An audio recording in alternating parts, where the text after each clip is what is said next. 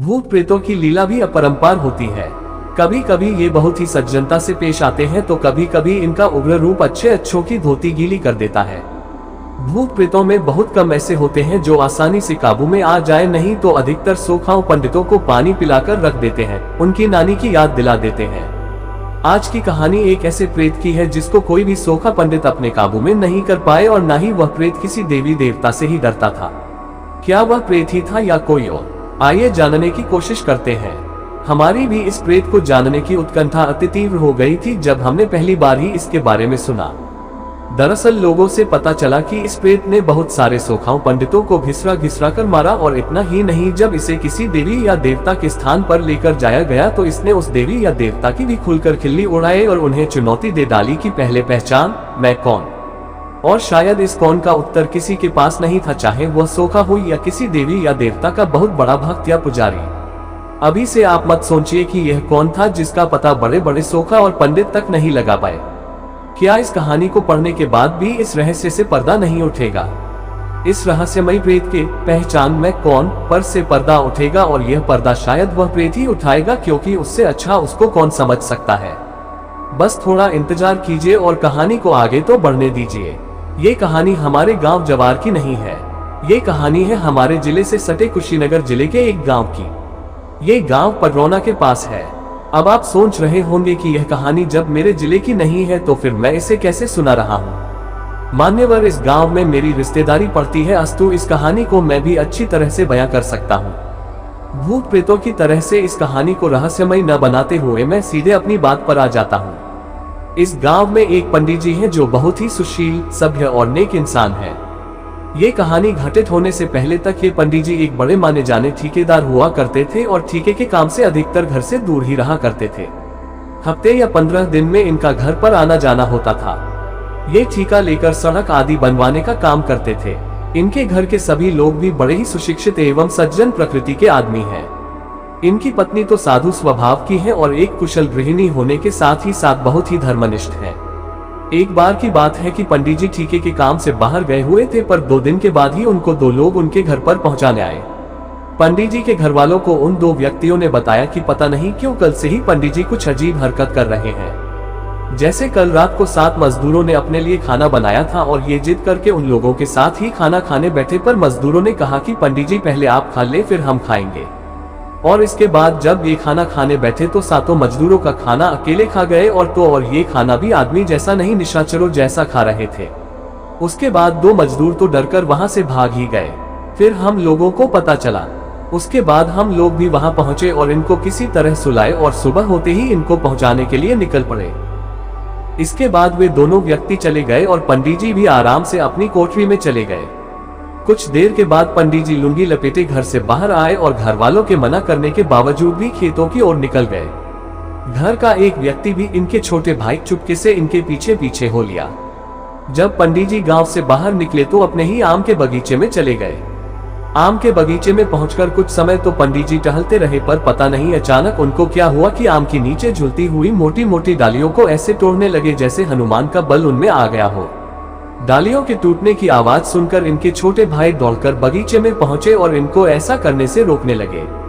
जब इनके छोटे भाई ने बहुत ही मान मनोबल की, तब पंडित जी थोड़ा शांत हुए और घर पर वापस आ गए। इस घटना के बाद तो पंडित जी के पूरे परिवार के साथ ही साथ इनका पूरा गांव भी संशय में जीने लगा। एक दिन फिर क्या हुआ कि पंडित जी अपनी ही कोठरी में बैठकर अपने बच्चे को पढ़ा रहे थे और इनकी पत्नी वहीं बैठकर रामायण पढ़ रही थी। तभी इनकी पत्नी क्या देखती है कि पंडित जी की शरीर फूलती जा रही है और चेहरा भी क्रोध से लाल होता जा रहा है। अभी पंडित जी की पत्नी कुछ समझती तब तक पंडित जी अपने ही बेटे का सिर अपने मुंह में लेकर ऐसा लग रहा था कि जैसे चबा जाएंगे, पर इनकी पत्नी डरी नहीं और सभ्य भाषा में बच्चे को छोड़ने की विनती की। अचानक पंडित जी बच्चे का सिर मुंह से निकालकर शांत होने लगे और रोते बच्चे का सिर सहलाने लगे। इस घटना के बाद तो पंडित जी के घर वालों की चैन और नींद ही हराम हो गई। वे लोग पूजा पाठ करवाने के साथ ही साथ कई सारे डॉक्टरों से संपर्क भी किए। यहाँ तक कि उन्हें कई बड़े बड़े अस्पतालों में दिखाया गया, पर डॉक्टरों की कोई भी दवा काम नहीं की। और इधर 1-2 दिन पर पंडित जी कोई न कोई भयानक कार्य करके सबको सकते में डालते ही रहे।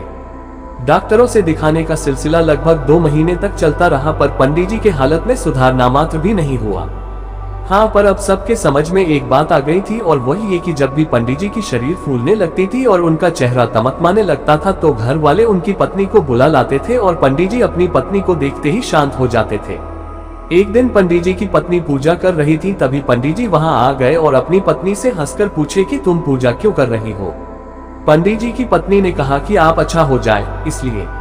अपनी पत्नी की बात सुनकर पंडित जी ठहाका मारकर हंसने लगे और हंसते हंसते अचानक बोल पड़े कि कितना भी पूजा पाठ कर लो पर मैं इसे छोड़ने वाला नहीं हूँ, अगर मैं इसे छोड़ूंगा तो इसे इस लोक से भेजने के बाद ही।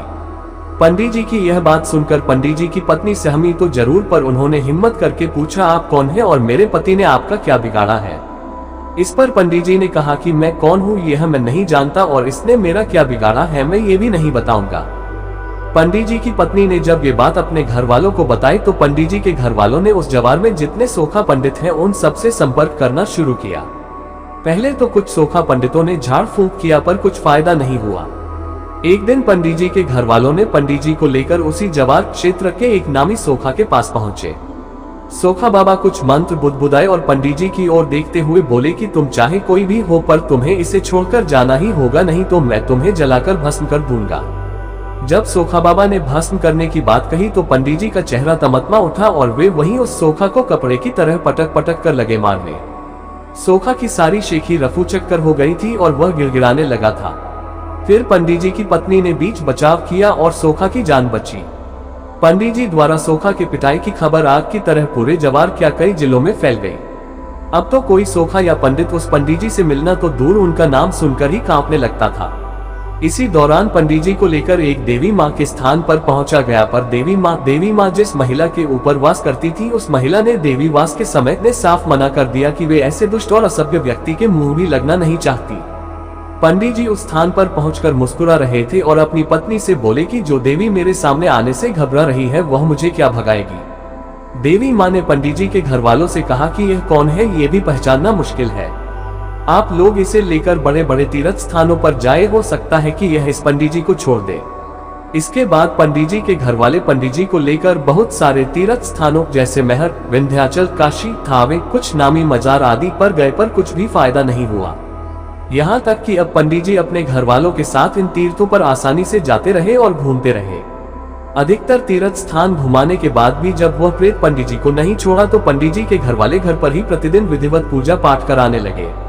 पंडित जी की पत्नी प्रतिदिन उपवास रखकर दुर्गा सप्तशती का पाठ करने लगी। एक दिन पंडित जी अपने घर वालों को अपने पास बुलाए और बोले कि आप सभी लोग खेतों में जाकर कम से कम एक पीपल का पेड़ लगा दीजिए। पंडित जी की पत्नी बोल पड़ी कि अगर आपकी यही इच्छा है तो एक क्या हम लोग 11 पीपल का पेड़ लगाएंगे। इसके बाद पंडित जी के घर वाले पंडित जी को साथ लेकर उसी दिन खेतों में गए और इधर उधर से खोज खाज कर एक पीपल का पेड़ लगाए और पंडित जी से बोले कि हम लोग बराबर पीपल का पेड़ लगाते रहेंगे। इस घटना के बाद पंडित जी थोड़ा शांत रहने लगे थे। अब वे अपने घर का छोटा मोटा काम भी करने लगे थे। एक दिन पंडित जी के बड़े भाई घर के दरवाजे पर लकड़ी फाड़ रहे थे। पंडित जी वहां पहुंचकर टांगी अपने हाथ में ले लिए और देखते ही देखते लकड़ी की 3 मोटी सिल्लियों को फाड़ दिए। शायद इन तीनों सिल्लियों को फाड़ने में उनके भाई महीनों लगाते। एक दिन लगभग सुबह के 4 बजे होंगे कि पंडित जी ने अपनी पत्नी को जगाया और बोल पड़े, मैं जा रहा हूँ। पंडित जी की पत्नी बोल पड़ी, अभी तो रात है और इस रात में आप कहाँ जा रहे हैं।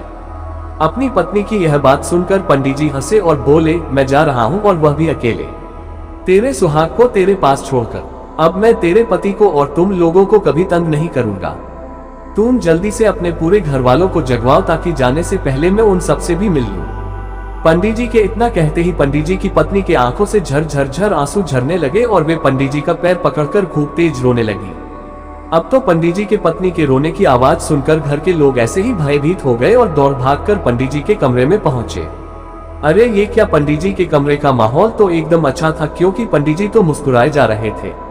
घर वालों ने पंडित जी की पत्नी को चुप कराया और रोने का कारण पूछा। पंडित जी की पत्नी के बोलने से पहले ही पंडित जी स्वयं बोल पड़े कि अब मैं सदा सदा के लिए आपके घर के इस सदस्य पंडित जी को छोड़कर जा रहा हूँ। अब आप लोगों को कष्ट देने कभी नहीं आऊंगा। पंडित जी के इतना कहते ही पंडित जी की पत्नी बोल पड़ी, आप जो भी हो मेरी गलतियों को क्षमा करेंगे। क्या मैं जान सकती हूँ कि आप कौन हैं और मेरे पति को क्यों पकड़ रखे थे। इतना सुनते ही पंडित जी बहुत जोर से हंसे और बोले, मैं ब्रह्म प्रेत परम पिशाच हूँ। मेरा कोई भी कुछ नहीं बिगाड़ सकता और तेरे पति ने उसी पीपल के पेड़ को कटवा दिया था जिस पर मैं हजारों वर्षों से रहा करता था। इसने मेरा घर ही उजाड़ दिया था, इसलिए मैंने भी इसको बर्बाद करने की ठान ली थी, पर तुम लोगों की अच्छाई ने मुझे ऐसा करने से रोक लिया। इस घटना के बाद से वे ब्रह्म प्रेत महाराज जी उस पंडित जी को छोड़कर सदा सदा के लिए जा चुके हैं। आज पंडित जी एवं उनका परिवार एकदम खुशहाल और सुख समृद्ध है। पर ब्रह्म प्रेत महाराज के जाने के बाद भी अगर कुछ बचा है तो उनकी यादें, और विशेषकर उन सोखाओं के जेहन में जिनका पाला इस ब्रह्म प्रेत जी से पड़ा था और जिसके चलते इन सोखाओं ने अपनी सोखागिरा छोड़ दी थी। एक निवेदन करता हूँ, प्रेत बनकर नहीं आदमी बनकर। एक तो पेड़ काटे ही नहीं, और अगर मजबूरी में काटना भी पड़ जाए तो एक के बदले दो लगा दीजिए, ताकि मेरा घर बचा रहे और आप लोगों का भी। क्योंकि अगर ऐसे ही पेड़ कटते रहे तो एक दिन प्रकृति असंतुलित हो जाएगी और शायद ना आप बचेंगे ना आपका घर भी। एक पेड़ 100 पुत्र समाना, एक तो काटना नहीं, और अगर काटना ही हो तो उसके पहले 10-20 लगाना।